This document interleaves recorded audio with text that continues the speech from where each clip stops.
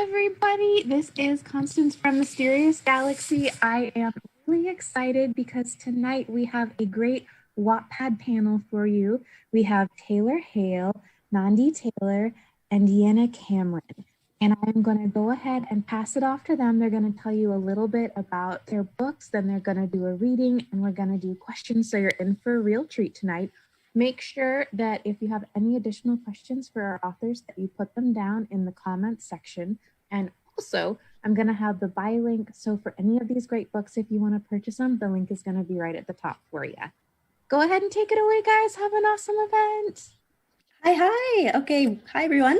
I'm Nani Taylor, and my book, Given, it's based on kind of West African and Caribbean traditions, and it's the story of an island princess. She goes abroad to find the cure for her father's illness, and then she enrolls in a magic academy. And it's the story of her adventures there. So she, of course, makes a lot of new friends. But while she's there, she also encounters prejudice, culture shock, and a brash, shape-shifting dragon named Wage who claims they are given or soulmates. And that goes about as well for him as you would expect. So it's fantasy, it's romance, it's a lot of fun. And I had a lot of fun writing it. And I guess I'll pass it over now to Deanna. Please explain your book, what happened that night. All right. Hi, everybody. I actually have it right here. It's a story about a girl named Clara. She is 17. Oh, cool. I just saw that. Sorry, there's like a massive truck going down my road. Always. Her sister has just been arrested for the murder of her longtime crush, Griffin Tomlin, who is also her neighbor. And it's told in flashbacks, present day, of what happened before Griffin was murdered and what led up to a few triggering moments, and then her relationship with her sister after, and then just kind of going through her new life after her sister's been arrested for this murder. He was someone who was really liked by everybody, even though he had some dark secrets, and so she has to deal with the public being very upset with her because she's her sister for ruining this future. Mm-hmm. And it's a really great book. There's a lot of twists and turns. I found myself really like, oh my gosh, what's going on? So thank you so much for that, Deanna. And then Taylor, if you could talk about your book here, The Summer I Drowned. Oh, there it is. I actually have both of your books on my bookshelf there, but I have mine here as well. Hi, I'm Taylor Hale. I wrote this book called The Summer I Drowned. It's a YA like mystery / thriller type of story. And it's about a girl named Olivia who, when she was younger, she almost drowned in her like seaside hometown.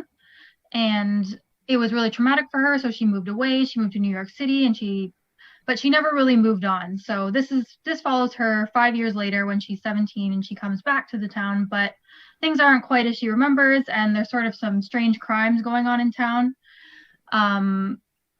And Olivia's coping with like PTSD and, reconnecting with her old life. So she's basically like struggling to fit in with like the new version of her hometown versus what she remembers. And things start to get strange for her when she starts to not really be able to tell what's real and what isn't.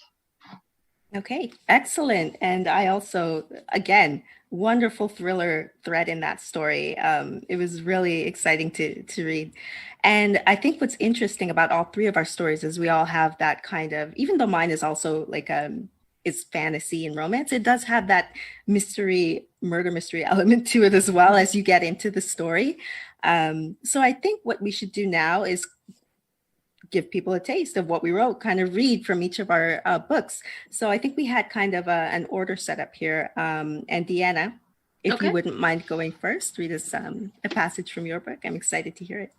Yeah. All right. So I'm going to read from the first chapter. And this is actually kind of cute. This is the book, the edition Wattpad sent to me that's all signed by everybody there. Oh, I love this one. So I thought that was just cute that I'd show that. Of course. Okay. All right.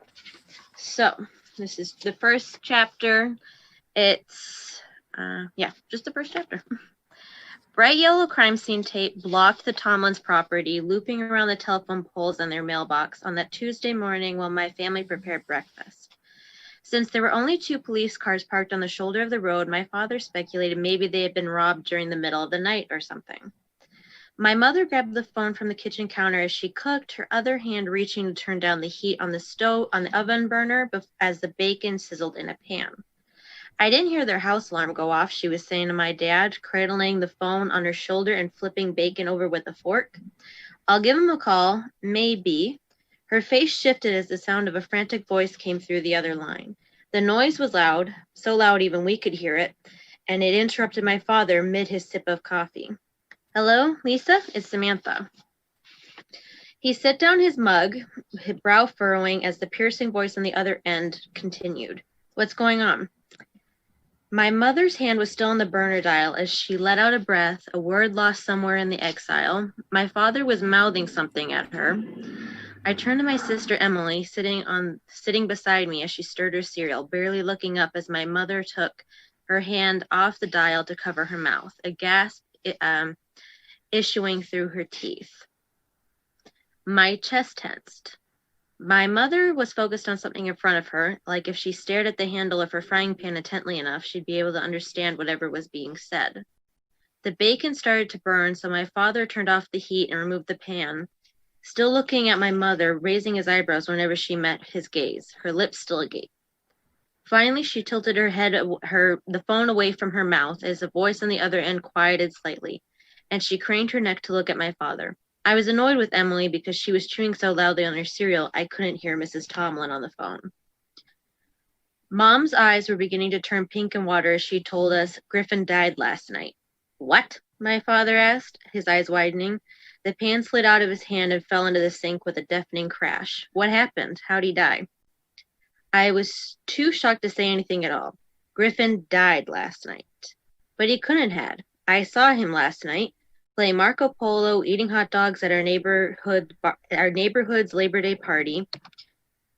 Dad leaned over to Mom like he thought he heard her wrong, and he must have heard her wrong before she started crying, her hand over her lips. Then he glanced over at us as if now realizing that we were still there watching them. Clara, Emily, head up to your rooms, all right? What about school? Emily asked. We were about to leave in like 10 minutes. My father shot her a look as he placed both of his hands on Mom's shoulders, squeezing as she cried into the phone receiver. I looked over my shoulder through the window to the Tomlins' house across the street, almost expecting there to be visual proof of this impossible event, that Griffin was dead.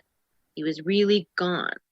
But all I saw were the same 2 police cars still parked alongside the curb, the crime scene tape fluttering in the breeze. A hollowness opened up in my chest as I heard my mother tearfully ask what happened to him. We'd all just saw him the night before. He was fine. Then a numbness settled into my fingers extended all the way to my arms and legs and everywhere in between. I slumped against the back of my chair and listened to the faint sound of the hysterical voice coming through the phone, feeling as if nothing was sinking in. Everything felt blank and unreal. Griffin Tomlin was dead. Wow.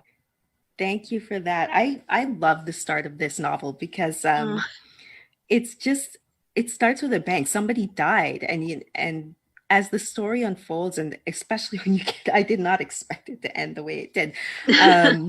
It's a really nice, like a good introduction to the world and this character and the way that she thinks. So thank you so much for that. Thank you. I think we should probably keep the kind of that thriller mood going because my story is a lot more fantasy. So Taylor, if you'd like to read from your book next. Sure. That would be perfect. Just because I think it kind of matches the tone of Deanna's book a little bit more.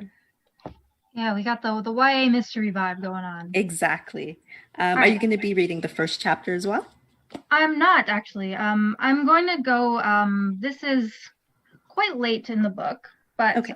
I think it kind of sums up what the vibe of the story a little bit.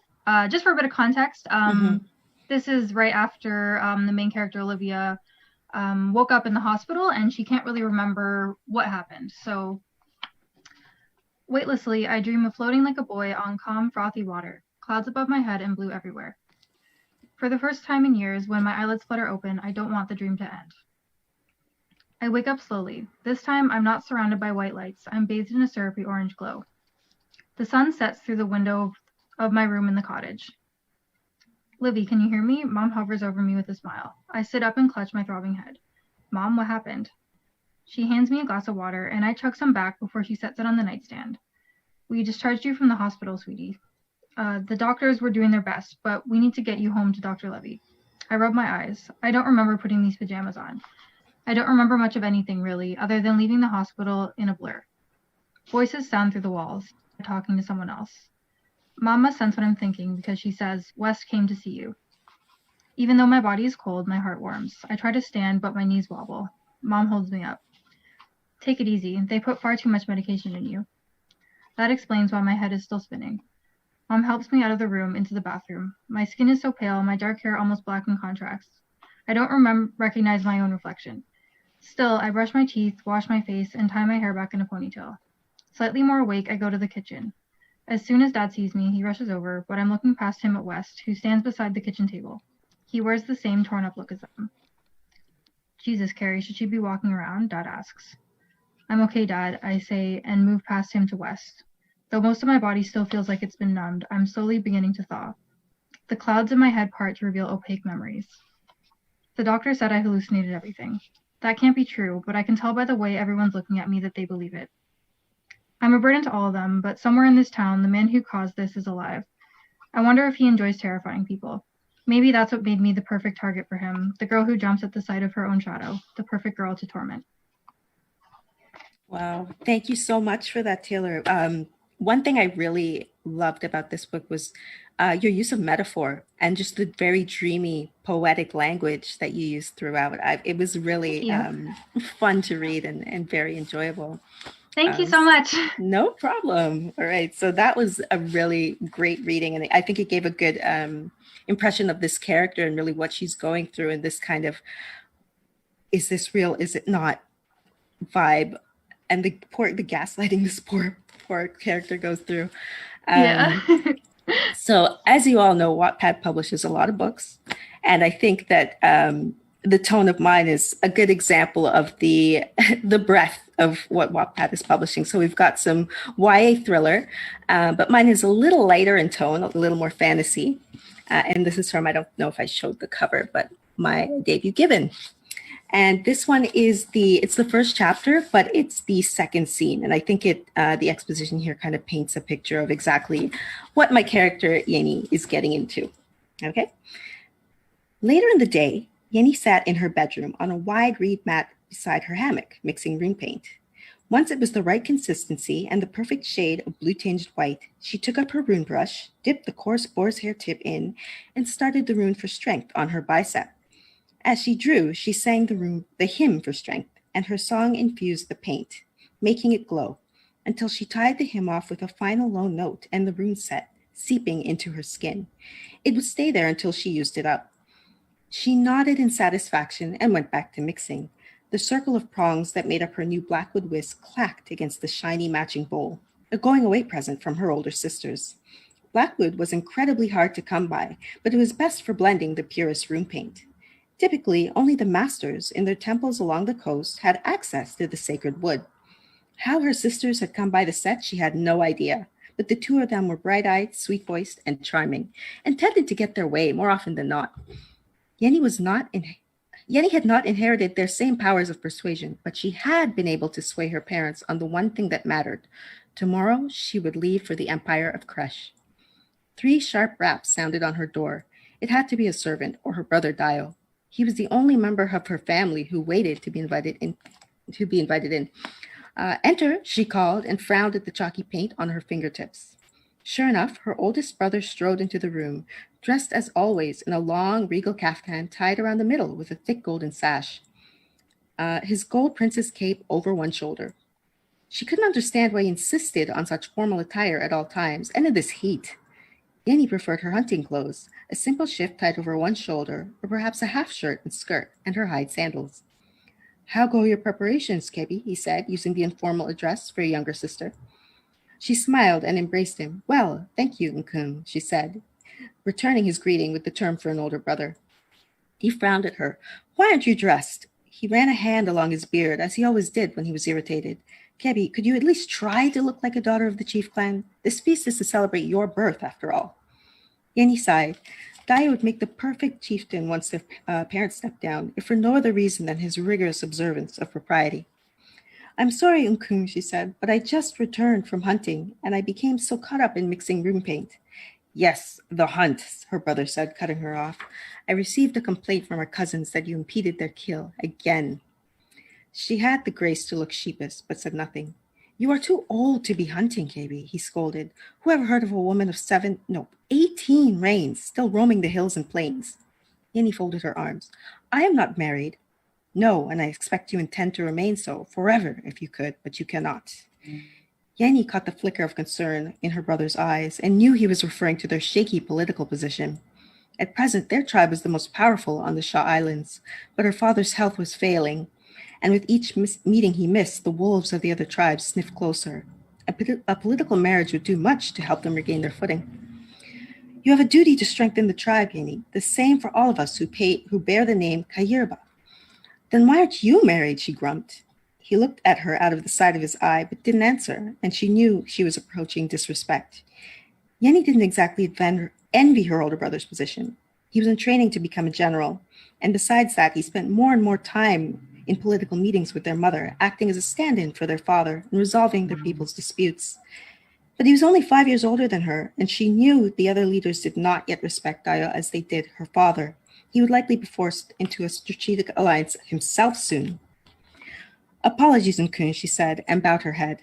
But I know I will find the way to cure Mbaba and Broad. The Shah will guide me. Once he is well and active again, perhaps I won't need to. But Dayo was shaking his head.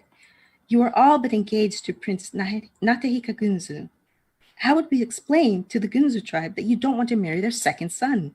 They already believe we look down on them, Yenny. You know that would cause them grave insult. That was Dayo, ever the strategist, just like their mother.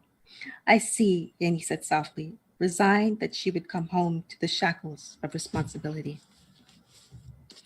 Okay, so quite a departure from the YA thriller, but problems none the same, right?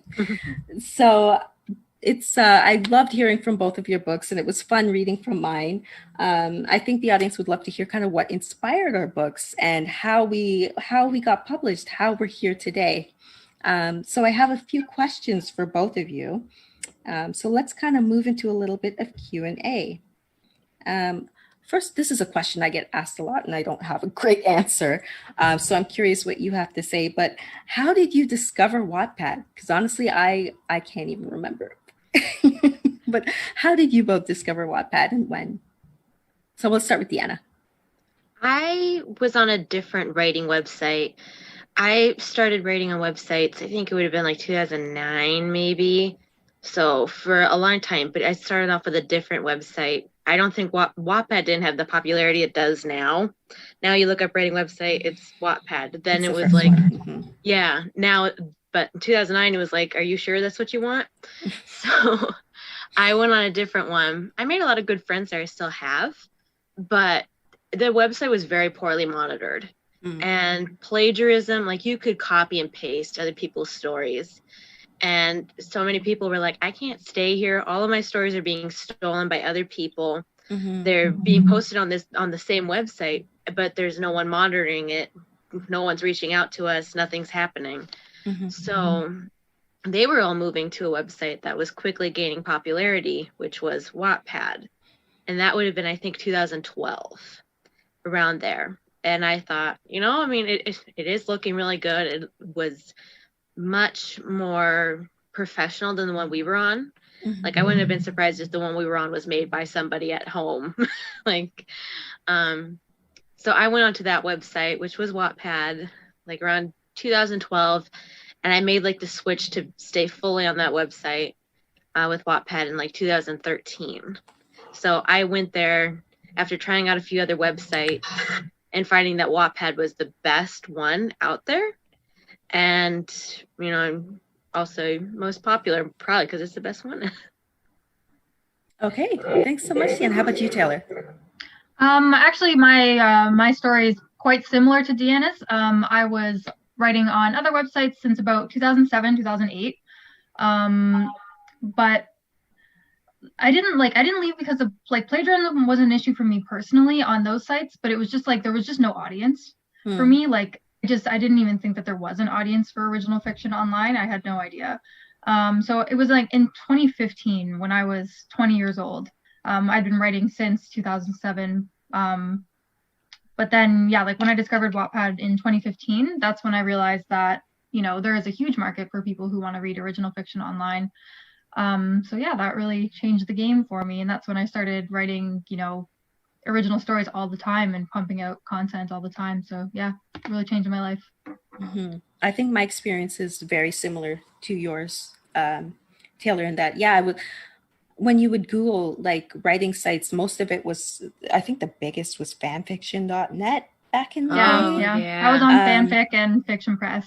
Yeah. And I wasn't writing fan fiction. And I think it was the same thing Deanna said, that Wattpad, it just looked good, So I was like, oh, wow, look at these covers. Do people make these covers for the books? Like, even if you go on Wattpad today, some of the covers are really beautiful. Like, I'm pretty impressed by what people are coming up with. I put my first story up in 2014. I'm not sure how I stumbled. I'm pretty sure I just Googled and it looked pretty and I said, oh, it's pretty. And I put my story up there. And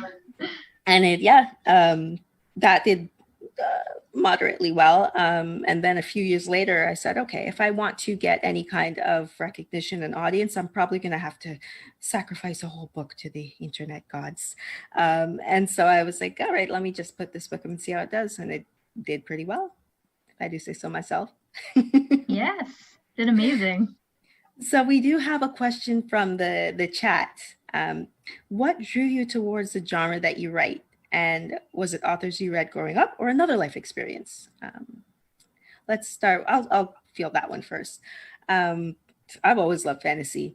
I've always been a big nerd, and I'm so happy that other people, like nerds, can just be nerds now with the with the popularity of things like Marvel movies and Game of Thrones, and fantasy's having a moment, and I'm here for it. I think my parents used to read to me from this book of fairy and folk tales. It's gorgeous illustrated book when I was a kid, and it was like folk tales from all over the world, every country, like China, India. There was Native American folk tales. There were folk tales from West Africa, and each had a different artist illustrating them. And I'm pretty sure that's to blame for me being a fantasy author today. How about you, Deanna? Why do you like thrillers? It was truthfully an accident. I first started trying to write online. I was first trying to write fan fiction. I was first trying to write lost fan fiction. I never actually wrote anything, but that was my original intent. And I've always really liked young adult books. I started reading those a lot more when I was starting to write online. And then it just kind of became that was what I was writing. Thriller just kind of happened on accident, because what happened that night wasn't actually meant to be a thriller. It was just meant to be something that had like a mysterious element, because like at first you think you know everything, and like that was the point. Like, you know everything. It's not a whodunit. It's just kind of what happens after, after the credits roll and the killer's caught, what happens then. But like, then it kind of got to me. I was like, I can have fun with this. And that's just kind of how it happened. I played around with some ideas. I was like, no, I can't do that. That goes against what I originally intended. And then I thought, but it also sounds so fun. So that's just kind of how it happened. I started writing something else, and then it just kind of presented itself. And I thought, okay, we'll give it a shot. And then like everybody lost their minds. So I thought, okay, I'm going to keep it this way. If it ain't broke, don't fix it, right? Sorry? If it ain't broke, don't fix it. Like, it seemed to have worked for you. So how about you, Taylor? What drew you towards thriller mystery? Well, I don't know. It's kind of strange because it's like this was like the first one I really wrote. Like a lot of my stories would be like mostly kind of like YA contemporary, maybe with like some like mystery subplots. I think I just really wanted to try something different. And so I started like, reading books in the genre, and I was just like really just captivated by them, like just how enticing it is when there's like this core mystery in a story, and I just was really inspired by it. So yeah, I decided to try it out, and I wrote the whole thing in less than 3 months, which is one of the fastest books I've ever written. So it was quite fast. I was very inspired. I wish I could just tap into that and use that all the time. Unfortunately, I cannot, but girl, same. I wish. Yep. I wish I could just constantly shoot out books every 3 months. But sometimes it takes a little more, especially during what the history books I'm sure will refer to as these troubled times. Yes. How have you been coping with the kind of general stress of knowing that we're going through something unprecedented and very difficult? A lot of people have said it's affected their productivity. Have you experienced that, and how do you cope? Deanna, let's start with you. I think I've been fortunate in the sense where it hasn't affected me mentally as much as a lot of other people.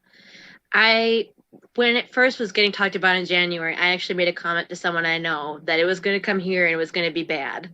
I didn't think it'd be like locked down for as many months as we have bad, but like I knew, somewhere as populated as China, where everyone's going everywhere, like, you can't contain something like that today. So I kind of knew before it got bad, or before we perceived it as bad anyway, in the United States. At first I was like super productive when they announced like lockdown, you're going to stay at home. And I was like, okay, I'm going to make bread. I'm going to garden. I'll make bread. I know. And it happened. This is actually kind of funny. So I've just, I'm working on my next book to be published. Home Records comes out in next May. And I finished the first draft the night before America lost it. Like March 12th, I finished it. I sent it off to the editor and I said, great, we're good. And then after that, free time galore. And so that was almost kind of nice. It was horrible that it was happening for that reason, but it was kind of nice to just have like nothing to do for a little bit. And then I had nothing to do. Right now we're working on edits. I just finished those. I haven't really had time to write a new one anymore because now like edits have come back up, and it hasn't really affected my productivity as much as, I know it has affected a lot of other people who have said like, I'm too stressed, I'm too worried about everything that's going on to think about this. I'm more like, if I don't do something, I'm going to think about this. So I do it. It helps to have deadlines. Like I don't want people breathing down my neck going, where is it?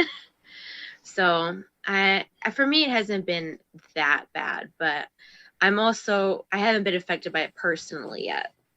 So it's also somewhat distant. Okay.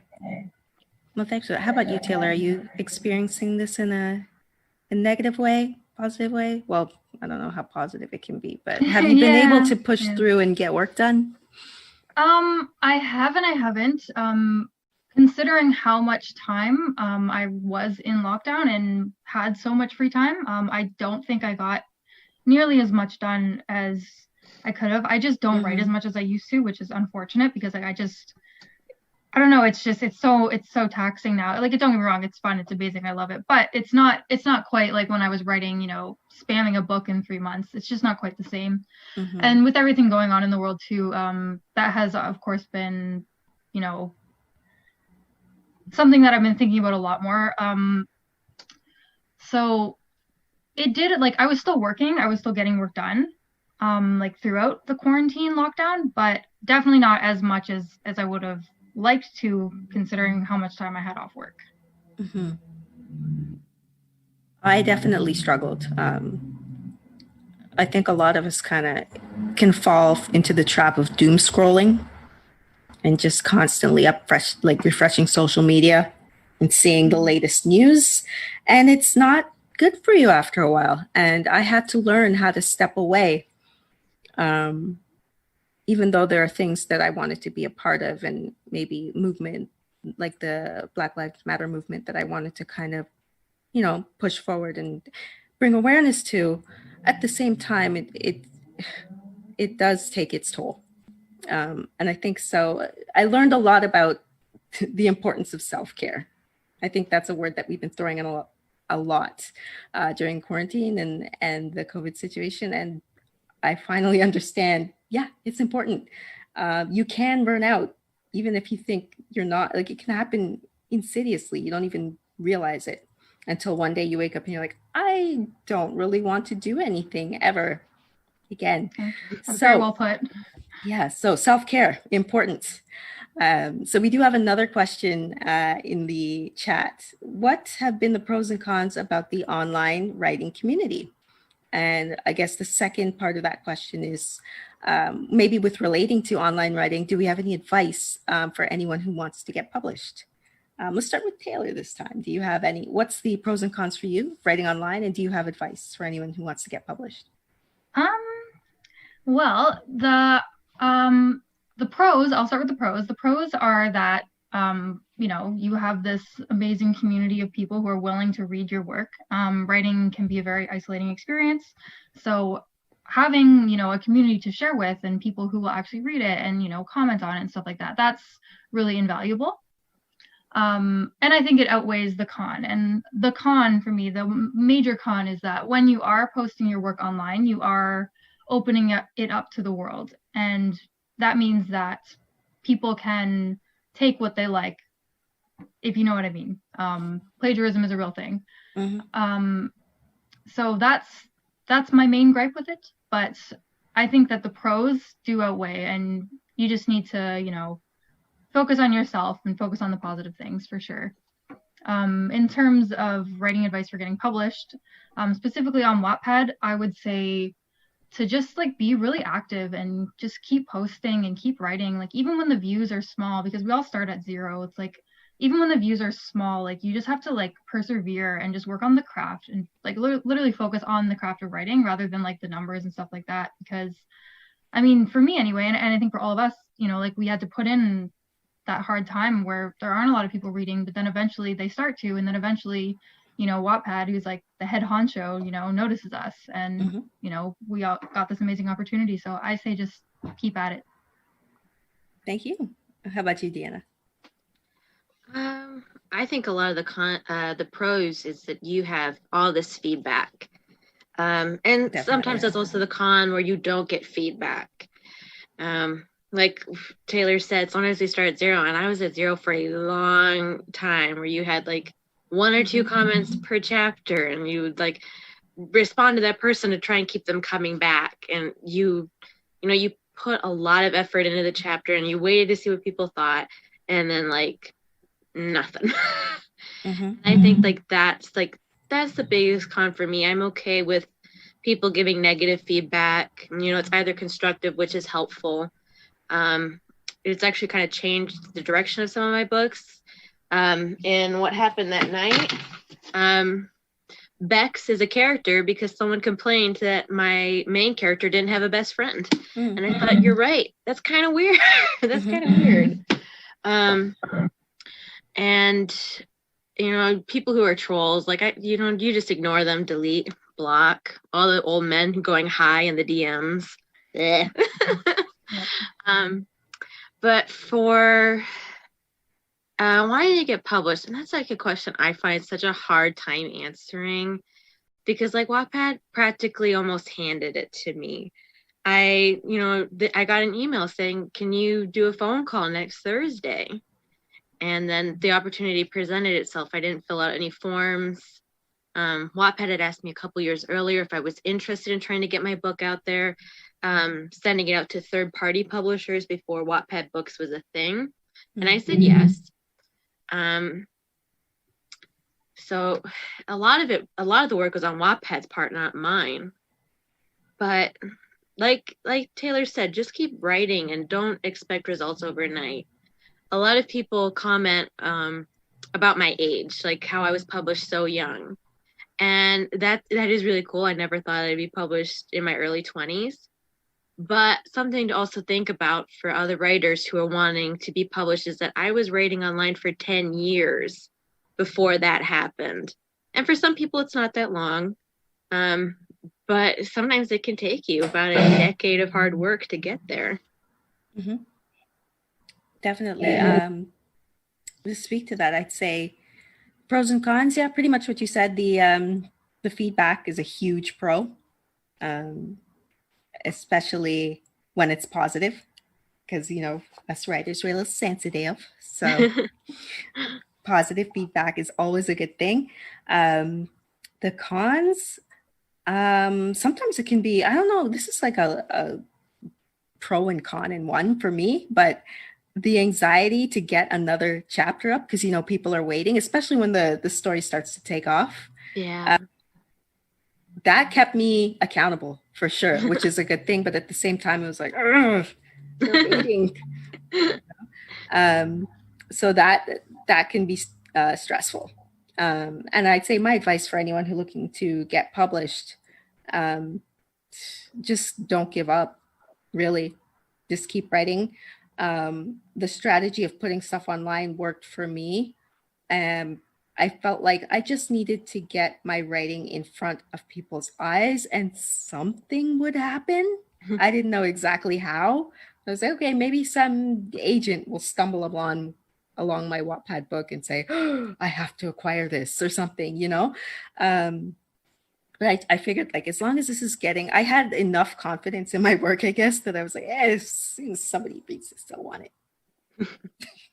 So have confidence, number one, and don't give up. Keep writing and learn and grow and write the best story that you can and get that in front of somebody who can publish it. Even if you just I shouldn't use the word just, because a lot of people have been self-publishing and making bank these days. So even if you self-publish, if it's a good story that people want to read, it'll catch fire. And kind of a follow up to our chat about quarantine and lockdown. There's another question in the chat. I think we might have half answered this, but with the kind of the stresses of what's happening today, the uncertainty, do you find it harder to find inspiration? Let's start with Deanna. I would say for me, the answer was no, because I was able to do during, I had a 3-week break from work. And during that, I was able to do a lot of things I've been wanting to do for such a long time. I was able, you just kind of get caught up in other things and think, no, I should do this or I should do that. And when you have a whole bunch of free time, there was this part of me that was finally able to relax, even though it was not the best time for that. With everything going on, I didn't like that those things were happening, but I was able to kind of just have a few weeks where I could relax. And I think that kind of boosted my inspiration back up, because before quarantine, I was actually running out of it because I was stressed out over my deadlines. And then I had that recharge period. But I find a lot of my inspiration comes from reading books. And I've still been able to do that during quarantine. I've been able to do it a little more, I would say, now, because we're not able to do other things. And, you're able to interact. You have more time to interact with other writers on social media, which I have found also to be really inspiring. So, but I've also haven't been writing during quarantine, so I don't know. I've been mostly editing, but I think for me, it's been okay so far. Okay. How about you, Taylor?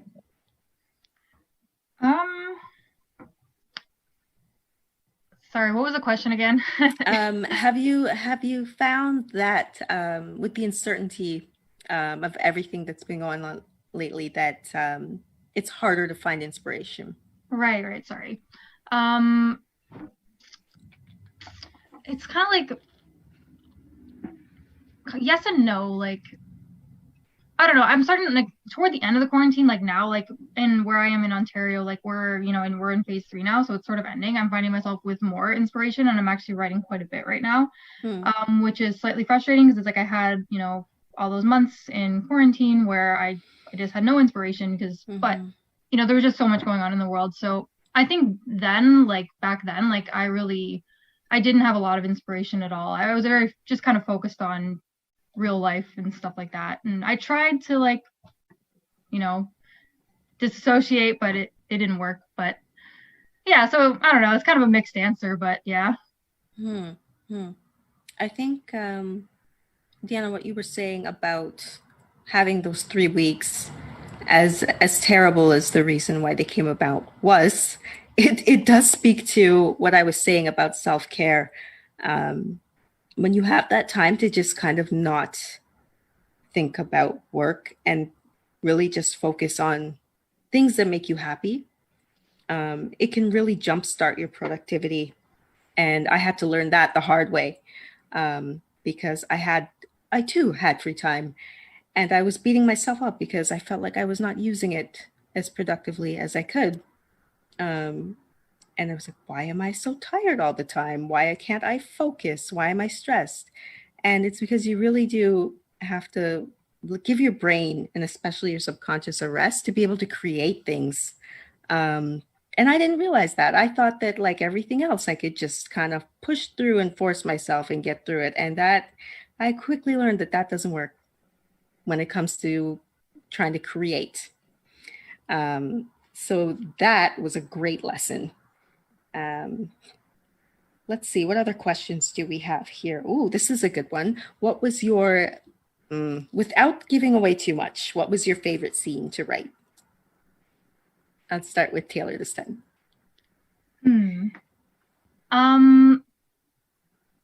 Yes, I don't want to give away too much. I think that like toward the end of the novel, when the story really sort of gets into like, the character can't really tell what's real and what isn't kind of thing. Like, I really like writing those scenes. All the scenes where like the character's not sure what's real, and in turn the audience is also potentially unsure of what's going on. I think that, yeah, like all the kind of like trippy moments were really my favorite to write. Okay. That does sound like it would be a lot of fun to write. I love a good unreliable narrator. So how about you, Deanna? Are we talking in general or with this book? Both. With this book specifically, what was either your favorite scene or type of scene? Hang on, I've got to go back to 2016 for a second. I think it was a really hard scene to write, but I think it was kind of the Super Bowl scene, because that was like the most thriller moment of the whole thing. I mean, it's not really the thriller part, but it was it was the part of the book I knew would be the most impactful. And so I had to be the most careful with it. And I also had to kind of let my mind wander more than I often would let it. You don't often think those sorts of things, but you have to. I wanted it to be realistic, not sugar-coated or romanticized, where it's like, bad, but not too bad. Like, I wanted it to be a realistic experience for the people who've gone through something like that, to kind of bring that about, just not glorified in any way. So like that was one of my favorites. Like, favorite doesn't sound like the right word for it, but it was probably the scene I took the most care with, and I think about the most when I think about writing this book. It's the one I have the most memories of anyway.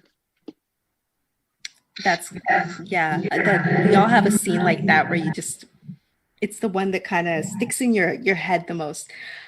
For me, I think my favorite scene is one with Princess and Dragon Boy. And at the beginning of the book, Weish in dragon form is a lot more, shall we say, palatable than he is as a man. And so this is how they start to kind of grow closer. And there's a scene where they go flying, and they go flying up. And I love writing the flying, by the way. I wish somebody get me a dragon. I would love to go dragon flying someday. But they fly up to this beautiful, like the top of a mountain, and there's a salt flat and it's sunset, and it's reflecting in the pool of salt below, and it's like a perfect mirror. So it's a sunset mirrored, and it's just this beautiful, gorgeous scene. And she's my princess Annie is just riding on a dragon through the sunset, reflected in this mirror pool, and it's the most beautiful thing. And it's like, I want to be there. I love writing scenes like that make people kind of want to go there. It's I think what I love about fantasy is the escapism of it, and almost making it, giving people like a mini vacation through the use of words. Mm-hmm. Yeah. So I loved writing that scene, and these and also anything that had to do with banter between the two of them. Especially, it's a romance, so obviously I'm not giving anything away, I think, by saying that they eventually get together, and the banter between them. Let's see. I think we have time for at least one more question here. Okay, we're all debut writers. So what do you think is the most surprising element of being published? What was something you didn't expect?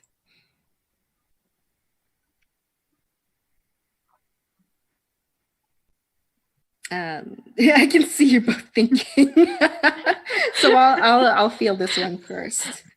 The turnaround for my book was faster than I had been led to believe that it would be, which I think could be a good thing. I tend to work better under pressure, so it forced me to kind of hit that deadline, which was a good thing. But yeah, it went. I think my book, we got it out in a year and a half. And from what I've heard, publishing is supposedly very, very slow. I don't know if that's because Wattpad's a brand new publishing house and they didn't have too many books yet by the time mine had been acquired, but it went faster than I expected. Was that the case for the both of you? Start with Taylor. Yeah, actually, well, yeah, like it felt like a really long time, but I know like objectively, like compared to I know sometimes it can take people like 2, maybe even 3 years to get their book out, and mine, mm-hmm. I think it was a year and a half. Mm-hmm. So I was really happy about that. Yeah, like I was in the 3rd tier, I think, or no, I'm in the 4th tier. I think you're in the 3rd tier. So yeah, I don't know. It definitely came out faster. Mm-hmm. Did you feel the same way, Deanna?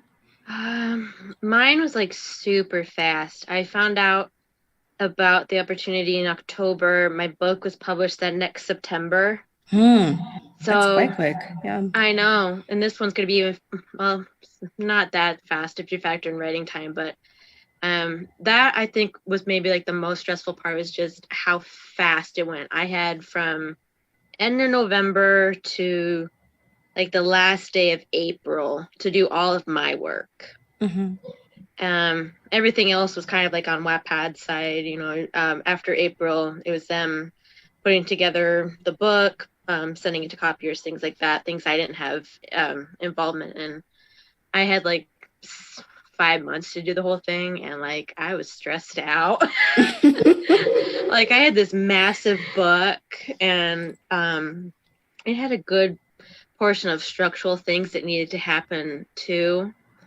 And I remember I was a month late with one of my deadlines. I felt so terrible about it. I was I'm sorry. Pretty sure that's par for the course. Yeah, it all worked out. It's right here. So yep. I hope everyone who had to work with me is forgiving me now. Yep. Yeah. I was late too. You're not alone. Oh gosh. So, I think it's Go ahead. I think it kind of comes back to what you were saying earlier with self-care. This book, I did nothing other than edit or yell at myself for not editing.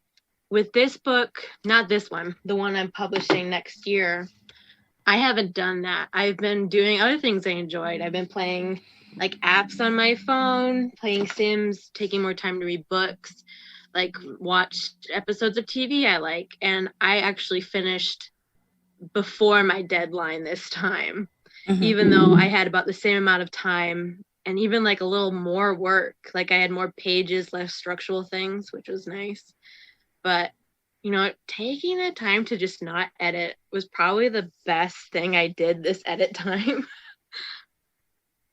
Yep. Like, You need to have something else going on in your life besides books and publishing, or you will start to lose it a little bit. And It starts to not be fun, which is, it defeats the purpose. So one more very quick question, because I think this one is important. If there's one thing you want readers to take away from your stories, what would it be? Start with Deanna this time. I think it's actually kind of funny. I wrote the book without so many themes in mind, but readers kind of started letting me know what they thought the themes were. And I was like, you know what? That does make sense. We're going to make that an unintentional theme. And one of them was, well, actually, there's a lot of references to Into the Woods in my book, the Broadway musical, Stephen Sondheim. So much of it applies, I think, indirectly or vaguely to the book. And one of the songs in it is nice. No, that's not the name of it, but it's one of the lyrics to it. Oh, it's I Know Things Now. And one of the lines is nice is different than good. And I think like that was one of the things is that I want people to take away from it, was that you grow up knowing things that you didn't know when you probably needed to know them. You learn some lessons painfully, and what we can do is hopefully learn from other people's experiences to try and prevent it from becoming our own story as well, to just understand things a little bit more, learn warning signs a little more, and understand that like someone can be nice, someone can be good to you, someone can even love you, but that doesn't mean that there's someone who's going to look out for you or that they're going to be good to you. Essentially, anybody can stab you in the back, I suppose. Trust no one is the moral. Trust no one. That sounds horrible, but like just be cautious, I suppose. Be cautious. Trust your gut instincts. Don't let that be little voice that you think is being paranoid. Because there are so many people who wish that they'd listened to that little gut voice and then thought that they were just making things up in their head. So listen to your gut voice. That's a great lesson. How about you, Taylor? Yeah, no, that's a really good one. For mine, I think that like because mental health is such like a huge aspect of the story, I think that like what I really want people to take away from it is that like it's okay to ask for help. It's okay to accept help when it's offered to you. It's okay to to talk to people and to let people know what's going on with you, and be honest, and I don't know, just accept help when it's there if you are privileged enough to have it. That's also a very good lesson to learn. I find I end up working some variant of that into my own work a lot as well. I'd say with mine, it's twofold. First, like I said before, I grew up loving fantasy and reading fantasy and just hooked on it. But I didn't see a lot of fantasy with Black characters, and especially with any kind of Black leads. So I'd say Given was kind of a love letter to my teenage younger self, a fantasy featuring a very confident Black character as the lead, as the hero, as the beauty. So I want any of my fellow young teenage Black nerds to take away from the story that you too can go on fantastical adventures. And then part two, just as a whole and in general, I wanted to write a book that kind of gave people an escape, when, especially when we're in like situations like this where it seems like the sky is falling. it gives you a minute to escape, to recharge, to facilitate that self-care. So I also just wanted to tell a really good story that people would get lost in. So thank you so much. I think that would be it for the Q&A from us. Constance, are you there? That is, yes, I am here. Oh, sorry. I actually had one more question. I Sure. wanted to ask you guys. You kind of alluded to it and flirted with mentioning it a little bit, but can you tell us the next books that readers can expect? I know you guys are working on projects, but what are those projects, if you can tell us? I'll start because I, to be honest, don't have that much going on. The sequel to Given is kind of on hiatus at the moment, partially as we were speaking about due to just losing inspiration, but also my growth as a writer. I'm like, I don't know if it's become a very big and ambitious book, and I'm not sure if I'm ready to write it yet. So it is on hiatus. But I've got other stuff kind of noodling around in my head that I hope to get to soon. I know, Deanna, you're writing a sequel. You were talking about editing it. Yeah, I'm working on, well, it's not really a sequel, but it's my next follow-up. It's Homewrecker. It's going to come out next May. We've been working on it since before What Happened That Night was published. You know, the editor at Wattpad, she was like, so what are you going to do next? And I said, I don't know. And she kind of like talked me through with this idea because like I hadn't finished a book in years. And this was like as excited as I am to talk about What Happened That Night, I'm very excited to talk about it. But like I can't wait for like when I can talk about my next book. Because it was for me what The Summer I Drowned was like for Taylor, where it was just fast. It was good. Like, I'm very excited for it. It had so much love. With What Happened That Night, you have a lot of people wanting to guess what was coming next. Like, who did this? Who did that? With Homewrecker, people were just like loving on the characters, which I loved. And I'm very excited for that to be happening. I saw a glimpse of the cover recently, and I think it's all like I'm very excited for it. How about you, Taylor? Yes, it's my turn. I don't have anything I can talk about right now. I will say that I'm thinking my next one could be another thriller-ish story in the same vein as The Summer I Drowned, but not 100% sure yet. But I'm always working on something, so we'll see what's next to be published. Well, awesome.